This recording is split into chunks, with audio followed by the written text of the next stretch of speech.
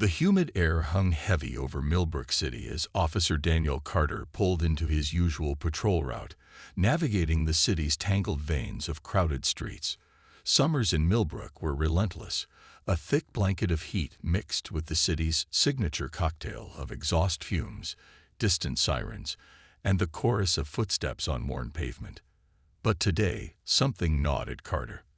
There was an odd restlessness he couldn't shake, as though the streets themselves were bracing for something unexpected. 42 years old, and nearly 20 of them spent in uniform, Carter had grown accustomed to the rhythm of the city, its moments of calm disrupted by sudden flashes of chaos. He'd seen it all, or so he thought. But even seasoned cops can be blindsided, and as he rounded the corner near 5th and Main, his gaze caught on a small figure, a young girl in a tattered pink dress, standing alone near the entrance of a dilapidated convenience store. The sight was unusual, even for Millbrook. Carter's patrol car slowed instinctively. He watched as the girl shifted on her bare feet, clutching a makeshift cardboard sign against her chest. The sign's edges were worn and soft, held by fingers smudged with dirt, and in her eyes, something else entirely. Not the defiance of kids trying to act tough, nor the listlessness of those who'd simply grown up too fast. No, her gaze held a kind of quiet plea, a cry muffled by circumstance. Carter parked and climbed out, trying to approach with the caution and calm he reserved for sensitive situations. "Hey there, sweetheart," he called, keeping his voice gentle and soft. "Are you all right?" The girl's head snapped up, her gaze widening with both fear and resolve.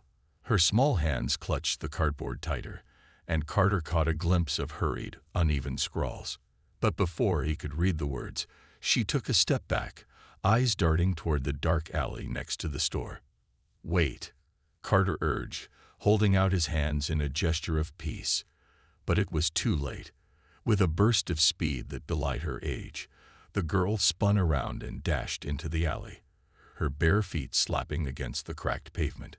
Carter's stomach twisted, a familiar pang of urgency blending with a new, inexplicable ache. He broke into a run, chasing the echo of her footsteps into the shadows. But as he entered the alley, he found only silence. She was gone.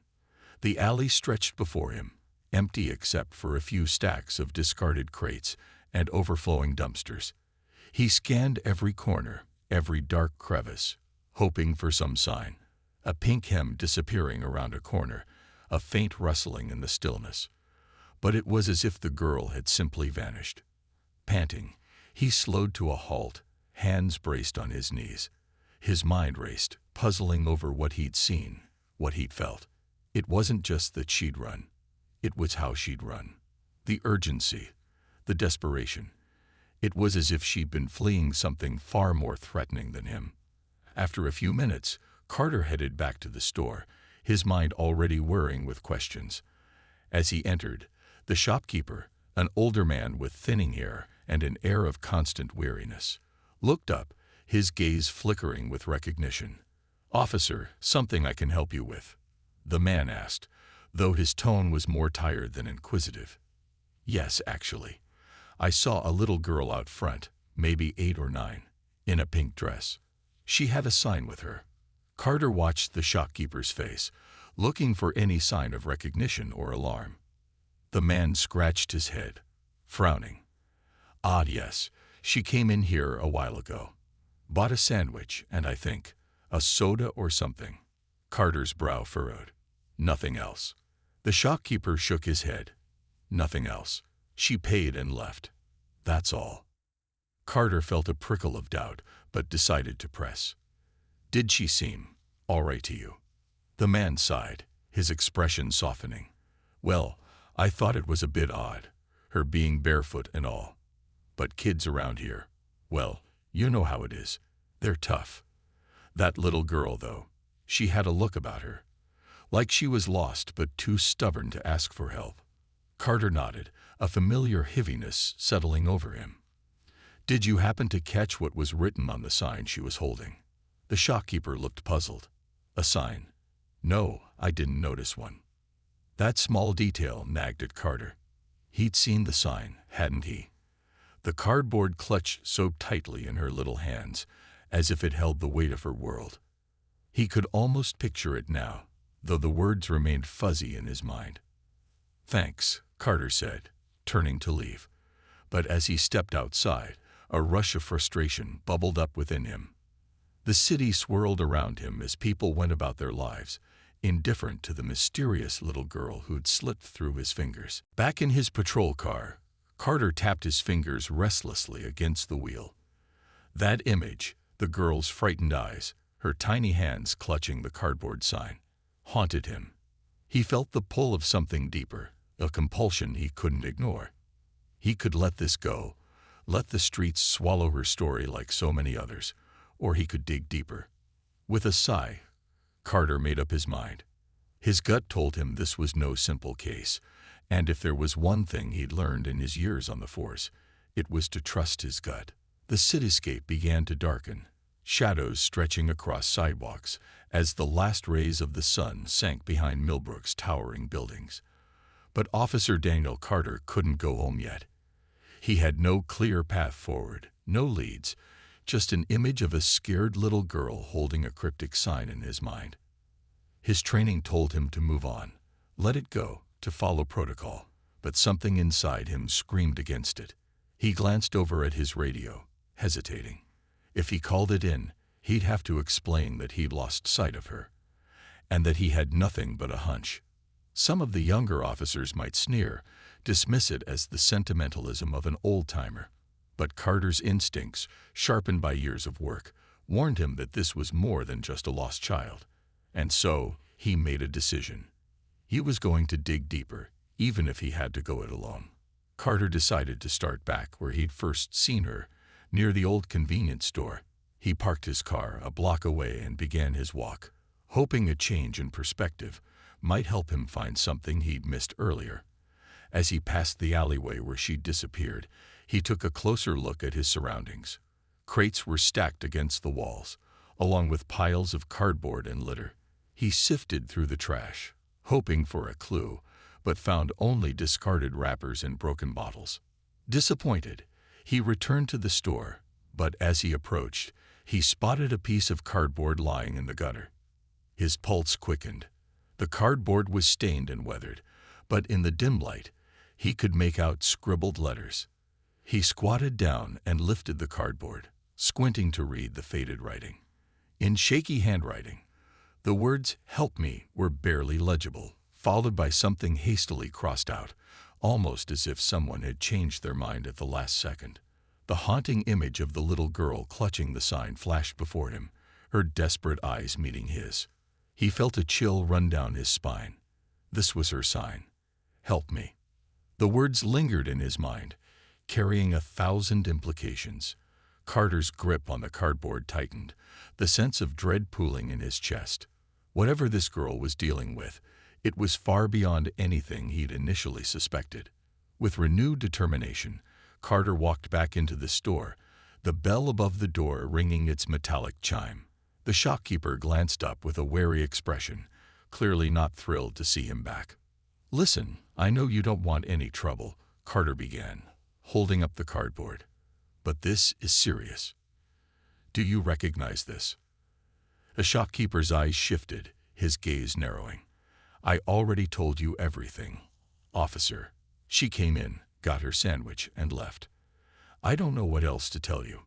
Carter studied the man carefully, noting the slight flicker of something, the hint of discomfort, maybe guilt, when he looked at the cardboard.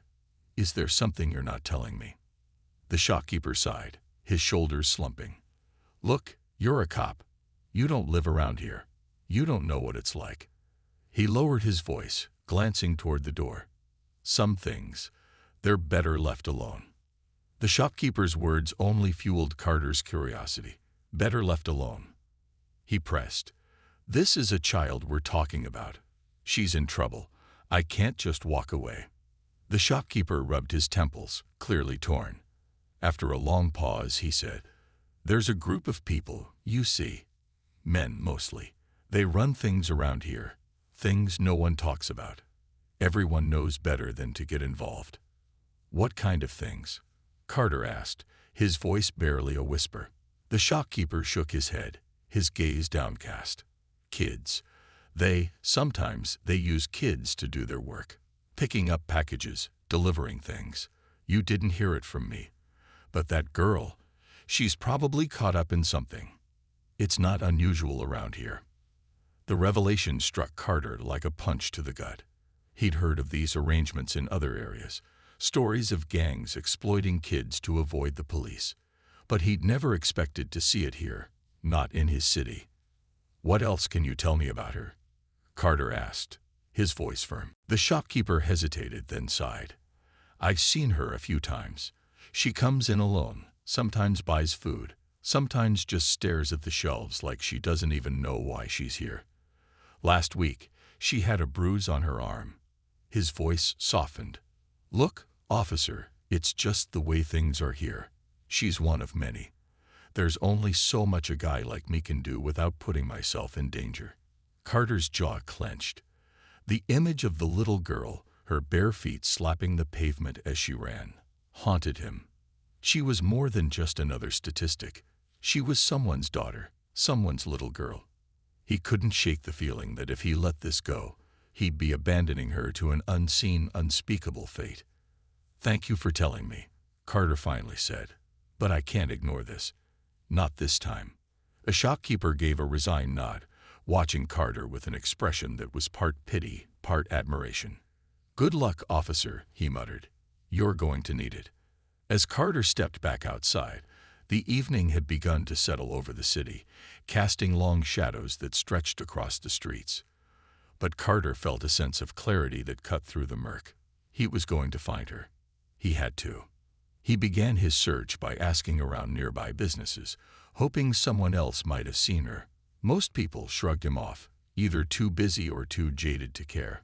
But finally, at a small laundromat down the street, an elderly woman paused when he mentioned the girl.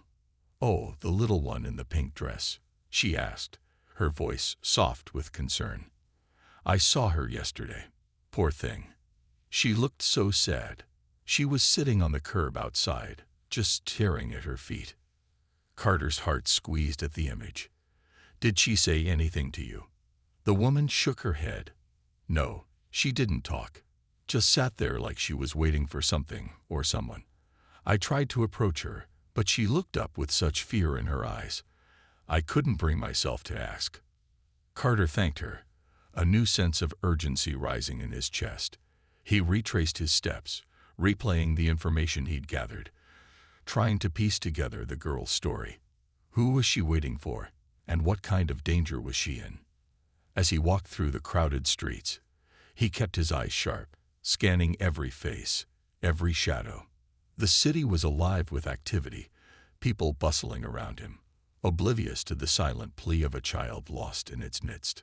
Finally, as he turned a corner, he saw her.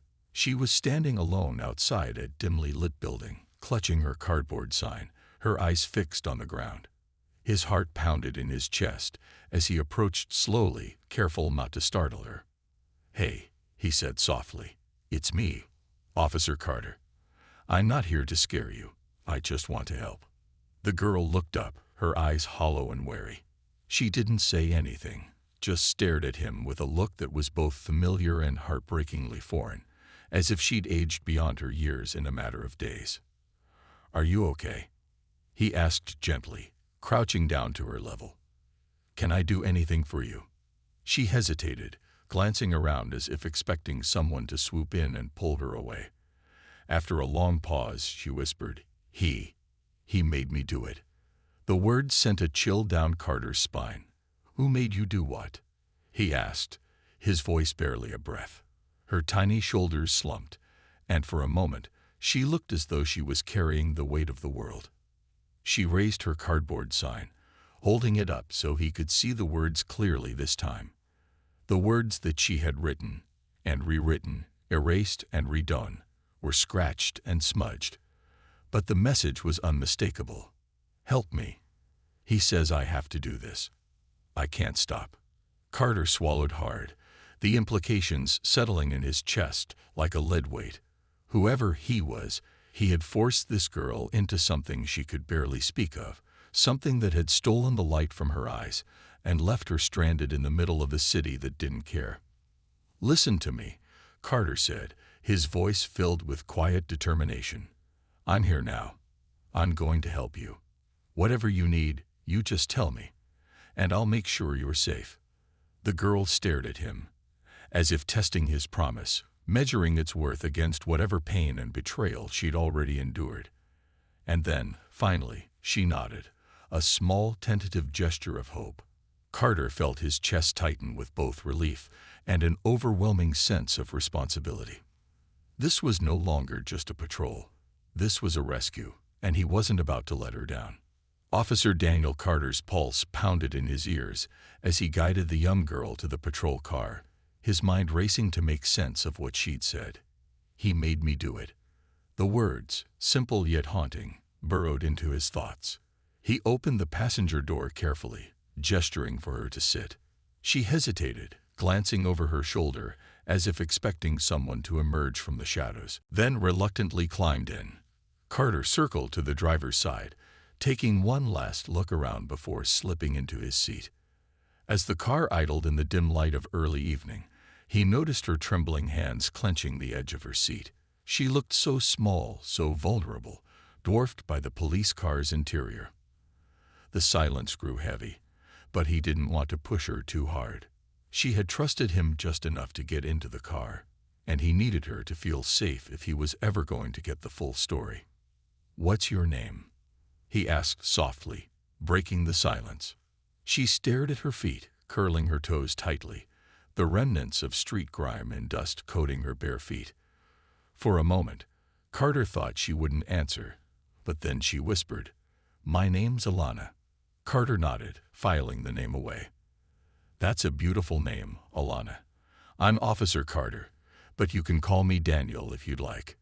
She looked up briefly, her dark eyes flickering with a hint of curiosity, as if testing the name against the hardened exterior of his uniform. "Daniel," she repeated softly. "Yes, and I'm here to help you, Alana. You're safe now, okay?" He paused, watching her reaction, trying to gauge if she believed him. Her shoulders relaxed just a fraction, and she drew a deep, shaky breath. "You're really going to help?" Her voice was small, almost lost, as if she was afraid to hope.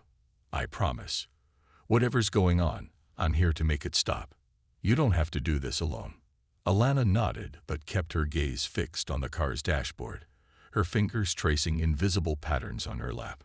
Carter could see her gathering courage, the way her tiny fingers twisted together, knuckles white.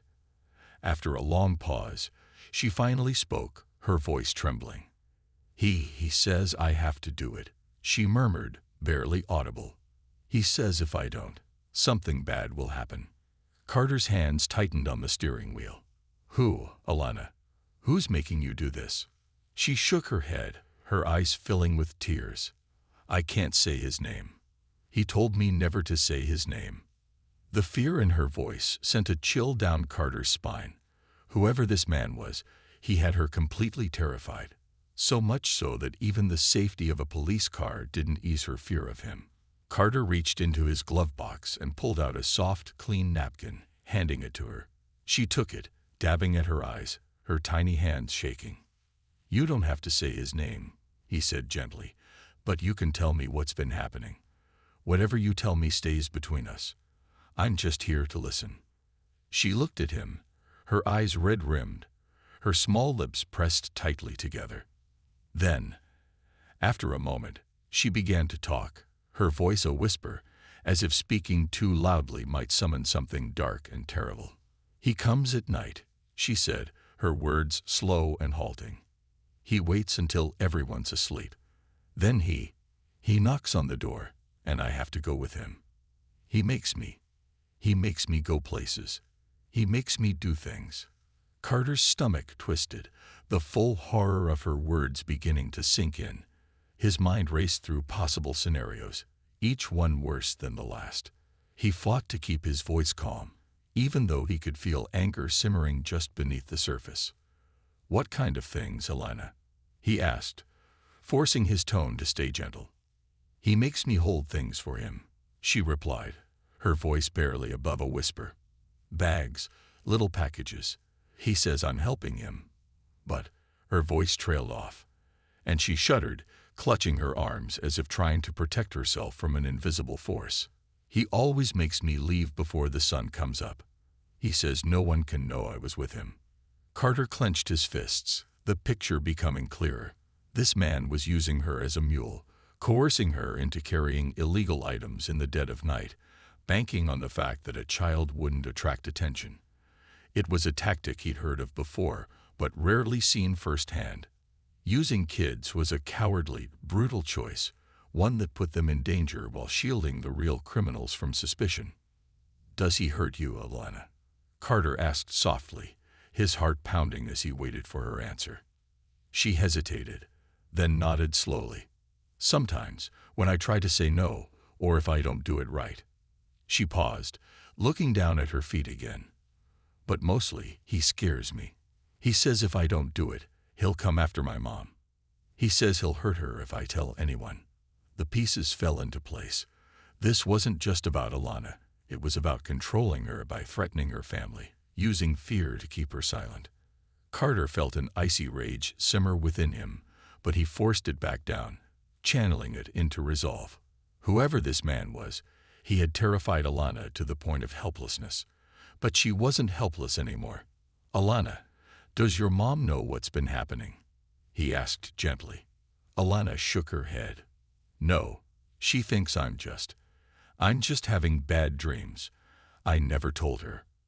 Her voice broke slightly. "I don't want her to get hurt." Carter nodded, his heart aching for the young girl who had shouldered a burden far too heavy for her small frame. He took a steadying breath, determined to make her believe that help was finally here. "Alana, listen to me. You don't have to go with him again.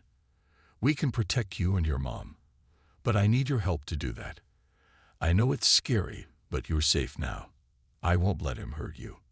She glanced up at him, a glimmer of hope beginning to break through the fear. "But what if he finds me? He always knows where I am. He always finds me." "We're going to make sure he doesn't," Carter assured her. "There are people who can help. You don't have to be afraid anymore." She stared at him, as if weighing his words, deciding whether or not to believe him. Finally, she whispered, "Do you promise?" Carter nodded firmly. "I promise, Alana." He turned the key in the ignition and began driving toward the station, mentally preparing for what he knew would be a long and difficult process. Protecting her wouldn't be easy, not against someone who had gone to such lengths to control her, but Carter was resolute. This wasn't just another case. This was a child's life, a life he wasn't about to let be crushed by a shadow in the night. As they drove, he radioed ahead, requesting that someone from Child Protective Services and a detective specializing in child endangerment cases meet them at the station. Alana didn't need to know the full details, but Carter wanted backup from people trained to handle situations like these. He wanted every possible safeguard in place. They pulled into the station, the building bathed in the harsh glow of streetlights. Carter stepped out, walked around the car, and opened the passenger door, offering his hand to Alana. She took it tentatively, gripping it tightly as they walked into the building together. Her small hand felt cold in his, but he gave it a reassuring squeeze. Inside, the station was bustling, officers coming and going, paperwork stacked high on desks. But as soon as they saw Carter and the little girl by his side, a hush fell over the room. Alana looked around nervously, pressing closer to Carter, and he guided her to a quieter corner, away from prying eyes. An officer approached, giving Carter a questioning look. Carter nodded slightly, signaling that he'd explain later. For now, his only priority was Alana. A woman from Child Protective Services arrived shortly after, introducing herself to Alana in a soft, soothing voice. Alana seemed to relax a little, though she still kept a firm hold on Carter's hand. Carter stayed by her side, quietly reassuring her, until she was ready to let go and speak with the social worker. As he stepped back, giving her space, he realized that he wasn't finished with this case. He'd keep his promise to Alana, no matter how long it took or how dangerous it became. Whoever this man was, he'd made a mistake in threatening Alana and her mother. And now that Carter knew, he was prepared to bring the full weight of justice down on him. The station quieted as the evening wore on, but Officer Daniel Carter's mind remained restless. He sat in his office, leaning forward, elbows on his desk, fingers clasped as he considered everything Alana had told him. She was finally in the protective hands of Child Protective Services, and they'd taken her to a temporary safe house for the night. But Carter knew this was just the beginning. His gut told him that whoever was controlling Alana was no ordinary criminal. This was someone ruthless, someone with the resources to manipulate a young girl into silence and to keep her under his thumb for so long. Carter glanced at the clock. It was nearly midnight, but he couldn't shake the gnawing urgency to do something. Anything that might break open the case. He pulled out his notebook, flipping back to his initial notes from earlier that day. The store clerk's words replayed in his head. There's a group of people. They run things around here. It was vague, but pointed enough to suggest organized crime. Carter had heard rumors over the years, whispers of a syndicate that trafficked in everything from narcotics to illegal weapons, but he'd never had enough concrete evidence to act on it. He felt a chill. Using kids as drug mules was not unheard of, but it was far more common in the larger cities, where the anonymity of crowded streets made it easier to go undetected. For it to reach this far into Millbrook meant someone powerful and connected was behind it. His thoughts were interrupted by a knock on his door. He looked up to see Detective Sandra Ellis standing there, her face drawn with fatigue. Sandra was known for her relentless work on child welfare cases, and Carter had specifically requested her to join him on this one. "You look like you've been through a battle," she said, closing the door behind her and taking a seat across from him. "Feels like it," Carter admitted, rubbing the back of his neck. "Thanks for coming in this late, Sandra. I didn't want to bring in just anyone for this." Sandra raised an eyebrow, her expression sharpening. "If you called me, it must be bad. What are we looking at?" Carter filled her in, detailing everything he'd learned from Alana, including the man who had been exploiting her and threatening her mother. Sandra's face hardened as she listened, her jaw clenched. By the time Carter finished, there was no mistaking the fury in her eyes. "This is sick," Sandra said, her voice low but steely. "And you're telling me this has been going on under our noses?" "Looks like it," Carter replied. "I want to believe it's just this one guy, but I think it's bigger than that. The way she talked about him, it's like he has people keeping an eye on her." Sandra leaned back, crossing her arms as she mulled it over. "We could be looking at a whole network. It's possible she's not the only one they're using." The thought made Carter's stomach churn. Then we need to find out who he is and what else he's involved in before more kids get hurt. Sandra nodded, her mind already spinning through the possibilities. "Let's start with the basics. We'll look into any recent reports of children seen alone at unusual hours or any complaints about suspicious activity in the area. There might be patterns we haven't noticed." Carter agreed, though he knew it was a long shot. People in neighborhoods like these tended to keep their heads down, afraid of getting involved. If Alana's handler had any power or influence, he likely kept things under tight control. But he couldn't afford to leave any stone unturned. "Let's split up for now," Sandra said. "I'll dig into past records, see if there's a history of any similar incidents. You try to get some sleep if you can. I'll check in with you in the morning." Carter nodded, though he knew he'd find no rest tonight. He thanked Sandra, and as she left, he sat alone in the quiet of his office, reviewing the case file again, hoping for something he might have missed. But it wasn't until the first light of dawn crept through his window that he realized what he needed to do. He was going back to the source. As the sun rose, Carter parked near the convenience store where he'd first seen Alana. The streets were quieter in the early morning, and he was banking on the idea that fewer people meant less attention to his presence. He approached the shopkeeper from the day before, who looked up with a guarded expression as soon as Carter entered. "Back so soon, officer." The shopkeeper's voice held a mixture of wariness and resignation, as though he'd expected this. "I need more information," Carter said, keeping his tone firm but non-threatening. "You mentioned a group, people who run things around here. I need you to tell me everything you know." The man hesitated, glancing around as if invisible ears were listening. "I told you, officer, it's not safe to talk about them. They have eyes everywhere. I don't want any trouble." Carter leaned in closer. "If you don't help me, this won't end with Alana. It won't end until they're stopped. You think they'll leave you alone forever? The more powerful they get, the more dangerous they become, and the harder it'll be to get rid of them."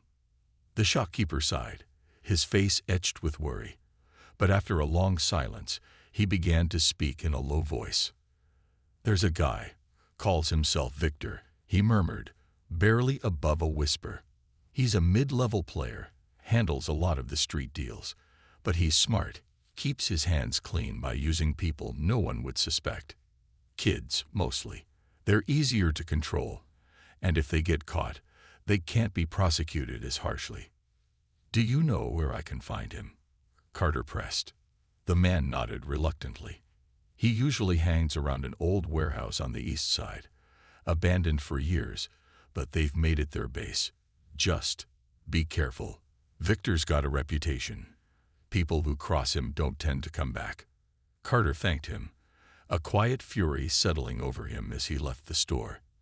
The idea of men like Victor exploiting innocent children, forcing them to do their dirty work under the threat of violence, made his blood boil.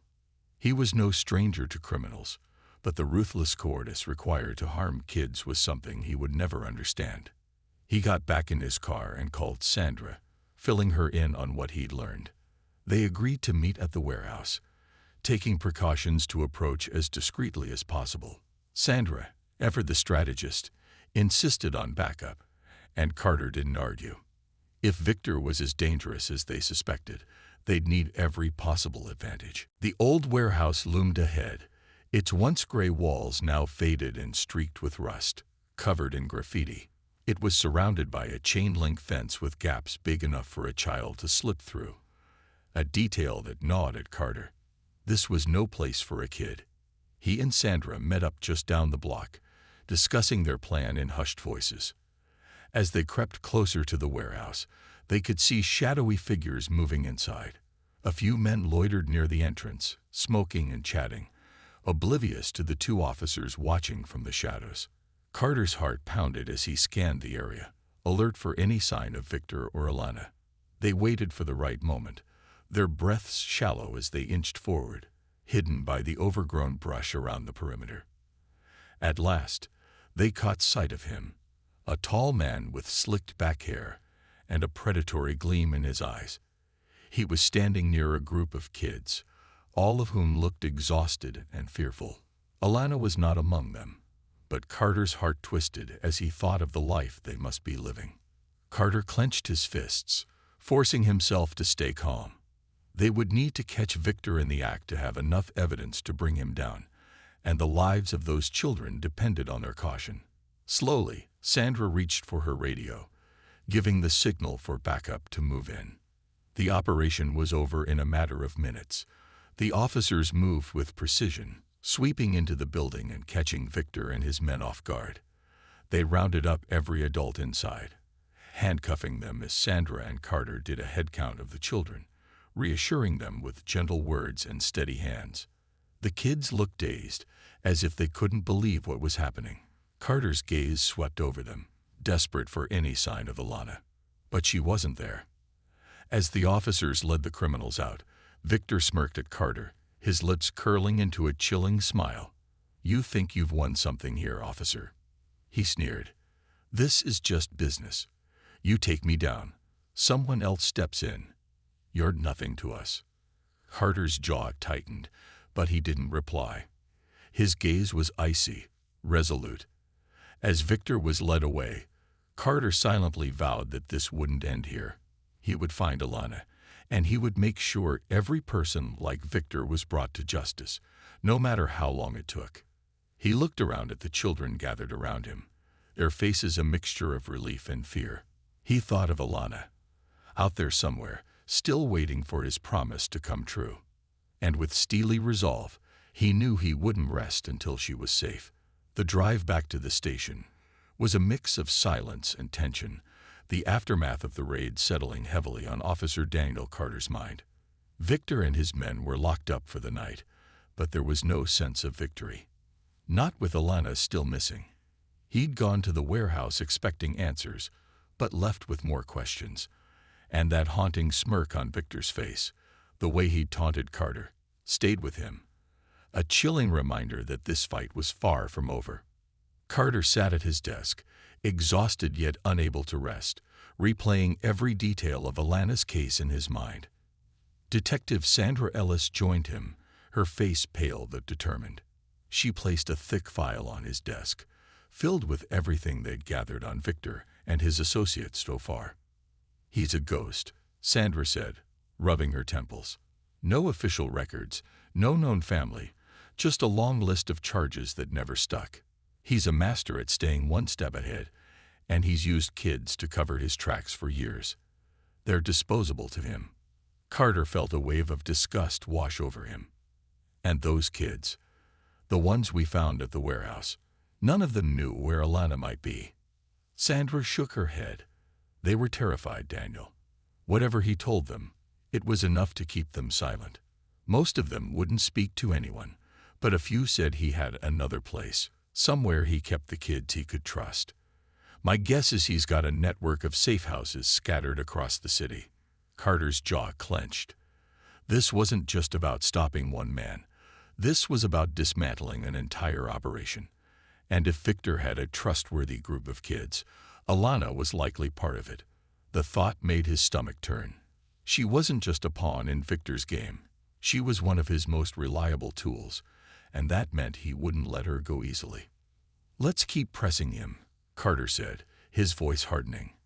"He thinks he's untouchable, but there has to be something he cares about, some leverage we can use." Sandra gave him a knowing look. "If he's anything like these guys, he cares about his money, his reputation, and staying out of prison. And he knows that kids like Alana are his best bet at keeping his hands clean." They both knew it wouldn't be easy, but it was all they had.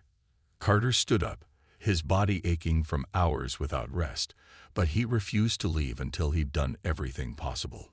"Let's go talk to him." The interrogation room was stark and cold, a single light illuminating Victor's smirking face. He sat across from Carter and Sandra, bound in handcuffs, his posture relaxed as if he were lounging in a cafe. His eyes followed Carter with a cool amusement, a hint of mockery in his gaze. "Back so soon?" he drawled, leaning back in his chair.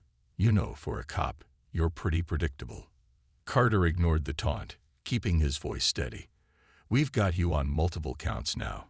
Child endangerment, drug distribution, human trafficking.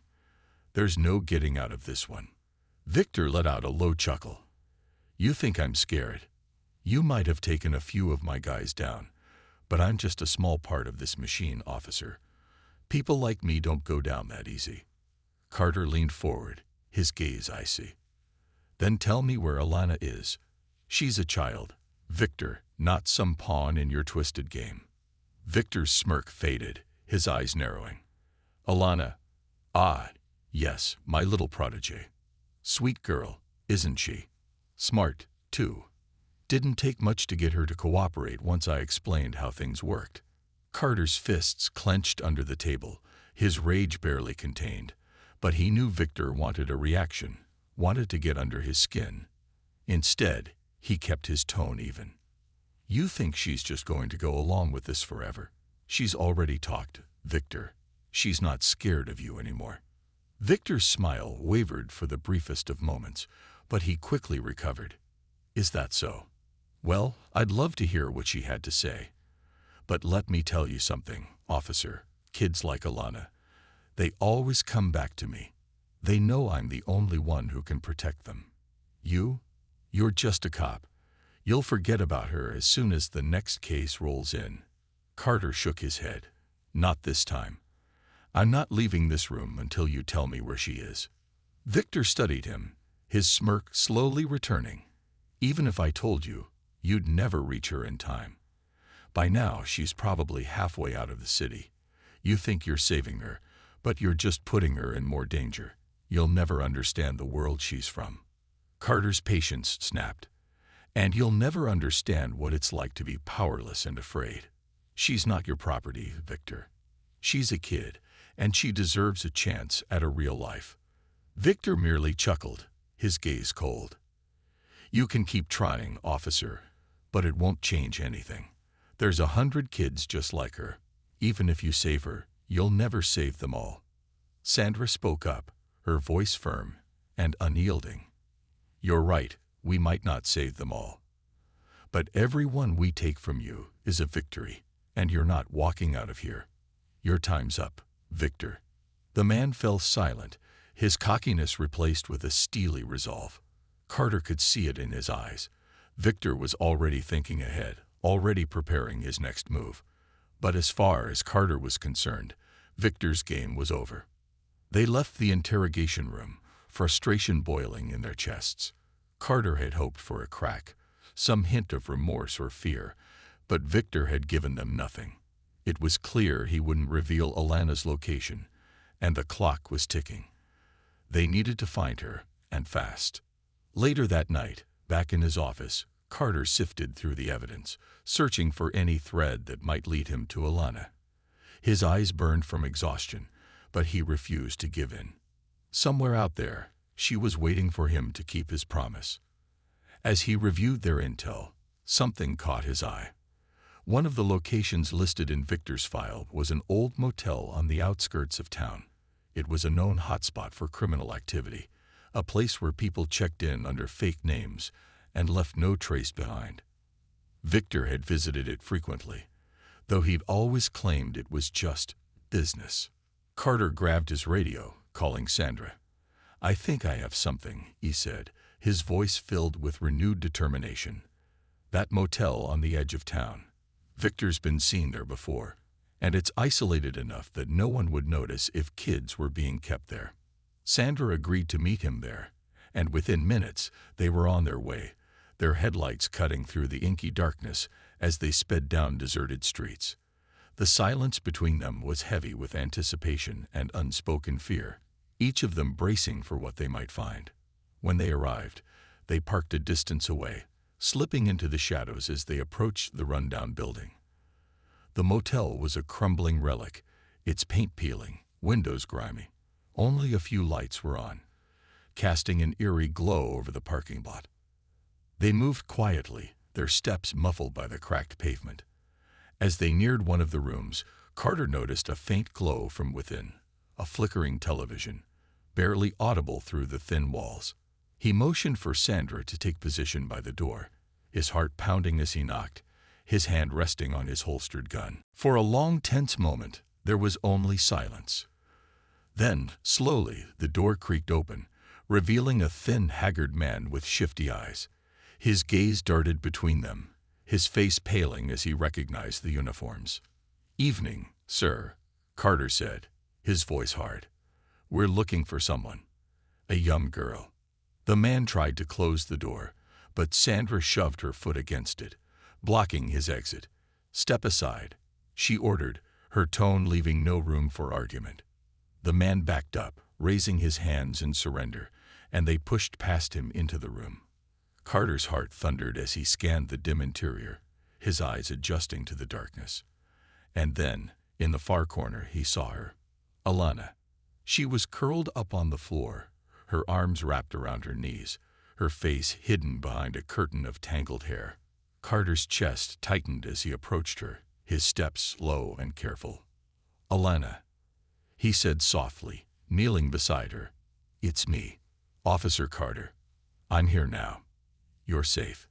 Her head lifted slowly, her eyes wide and fearful. But as she recognized him, a flicker of relief passed over her face, and she whispered, You found me." Carter reached out, gently touching her shoulder. "I promised, didn't I?" She managed a tiny nod, her body trembling as she let him pull her into his arms. The fear, the exhaustion, the endless nights of uncertainty, it all poured out of her as she clung to him, her tiny frame racked with silence. Officer Daniel Carter held Alana in his arms, feeling the slight weight of her body and the vulnerability she'd been forced to carry for so long. She clung to him with a fierce, desperate grip, as if afraid he might disappear if she let go. For a moment, the small room, the stale scent of smoke and mildew, and the low hum of the motel's old light bulbs all faded into the background. In that moment, Carter was her shield, her protector, and he vowed not to let anything harm her again. Detective Sandra Ellis took care of the man they'd found inside, cuffing him without resistance as he muttered complaints under his breath. "I was just doing my job," he insisted, glancing at Alana with an almost dismissive scowl. "I didn't hurt her. She was just staying here." Sandra's grip on his cuffs tightened as she led him toward the door. "Your job just got you a one-way ticket to prison," she said coldly, pushing him outside to where the backup squad was waiting to take him to the station. Her eyes hardened as she glanced back at Carter and Alana, a protective fierceness in her gaze that matched Carter's. As Sandra left, Alana relaxed a bit, looking up at Carter with weary, red-rimmed eyes. Are we going back to the station?" she whispered. "No, sweetheart," Carter said, his voice soft but firm. "You're coming with me. We're taking you somewhere safe." The car ride was silent, the darkness outside the windows a quiet contrast to the storm of emotions swirling inside Carter's mind. Alana sat in the back seat, huddled under a police-issued blanket Sandra had given her, her small frame almost swallowed by it. She watched the city lights blur past, her expression unreadable. Carter stole glances in the rearview mirror, wishing he could read her mind, wishing he could somehow ease the turmoil he knew she must be feeling. Finally, he broke the silence. "Alana, we're going to make sure nothing like this ever happens to you again.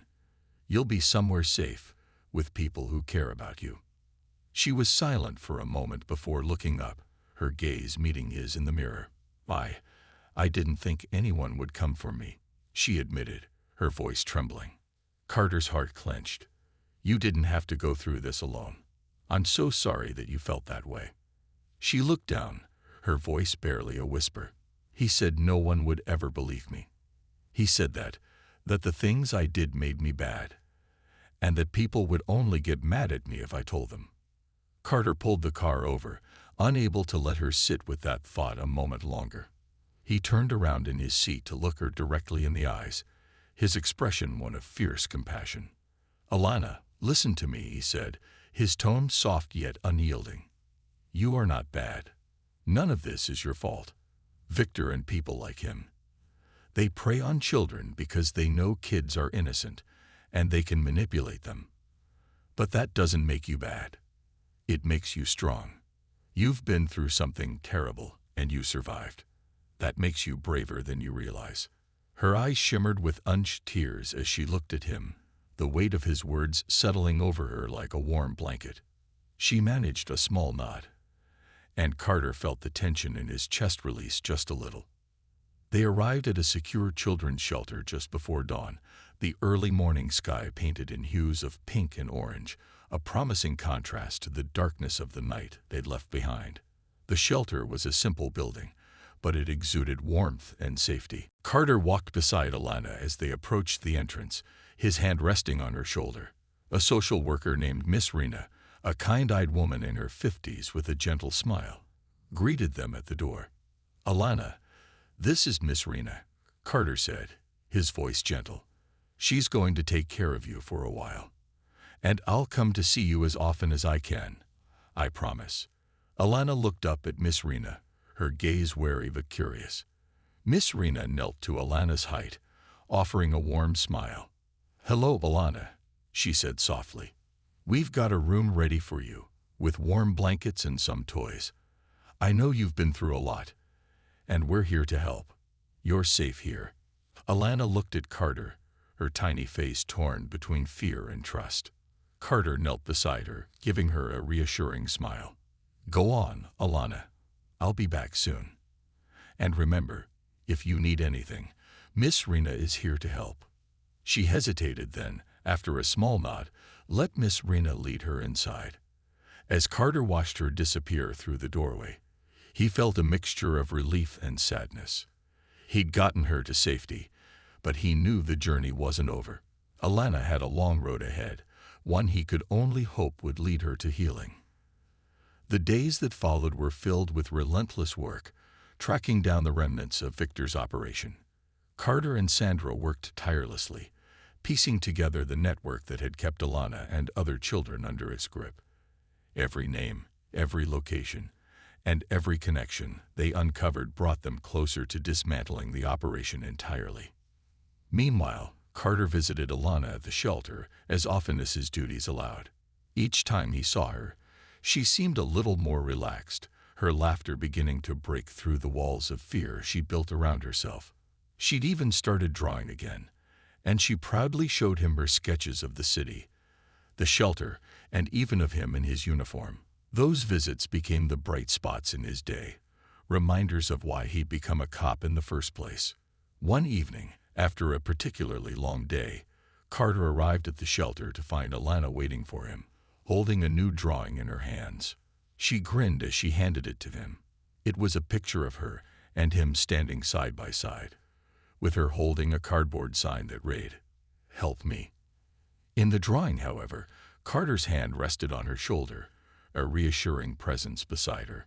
Carter's heart swelled as he looked at the drawing, his vision blurring slightly. "This is beautiful, Alana," he said, his voice thick with emotion. She looked down, a small blush coloring her cheeks. "I wanted to make sure you knew that I'm okay now, because of you." He knelt down, placing a gentle hand on her shoulder. "You're the brave one, Alana, and don't ever forget that. You're going to do amazing things in this world, and I'll be here cheering you on every step of the way." She looked at him, her eyes brimming with trust. "You won't forget me." He smiled, shaking his head. "Not in a million years." Months passed, and Carter and Sandra continued their work. Victor's operation was dismantled piece by piece, the network crumbling under the weight of the evidence they'd collected. With each arrest, with every child freed, Carter felt a growing sense of satisfaction. Alana's case had not only sparked change within him, but had pushed him to advocate for every child caught in similar circumstances. One day, as he sat at his desk, an envelope was delivered to him from the shelter. Inside was a letter from Alana, written in the neat, careful handwriting she'd been practicing at school. "Dear Officer Carter, I wanted to thank you again for everything. I'm doing really well. Miss Rena and everyone here have been so nice, and I'm learning a lot. I made friends too. I even told them about you. I tell them that you're the reason I'm here and safe. I don't feel scared anymore, not like I used to. And I remember what you told me, that I'm strong and brave. I want to help other kids like you helped me one day. Thank you for believing me. Love, Alana." Carter folded the letter, holding it close to his chest as he stared out the window, his heart swelling with pride and gratitude. Alana's life had changed, and in turn, she had changed his. She'd become a constant reminder of his purpose, of why he fought so hard, day after day. The sun dipped below the horizon, casting a warm glow across the city, and as the shadows stretched and deepened, Carter felt a quiet peace settle over him. Alana's future was no longer marred by fear, but instead was filled with hope, resilience, and the promise of a better tomorrow. He knew that she would continue to be a beacon, not just for him, but for others who might find themselves lost and afraid.